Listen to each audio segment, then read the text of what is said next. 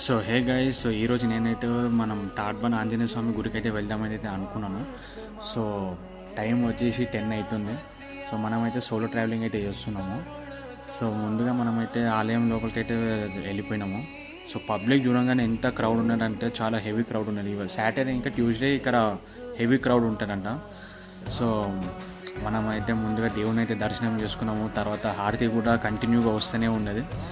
ఇంకొద్దిసేపు లైన్లో నిల్చుంటే ఇక ఒక అన్న ఏమన్నారంటే ఇంకొద్దిసేపు వెయిట్ చేయడం వల్ల ఇక దేవుణ్ణి అభిషేకం చేసిన నీళ్ళు కూడా చల్లుతారంట. సో మనం కూడా ఇంకొద్దిసేపు వెయిట్ చేసి దేవుడివి నీళ్ళు అయితే చల్పించుకున్నాము. సో దర్శనం అయితే చాలా బాగైంది గైస్. సో ఇక్కడ చుట్టుముట్టు రామాయణంది కూడా అన్ని ఫోటోలు ప్రింటింగ్ కూడా ఉన్నది.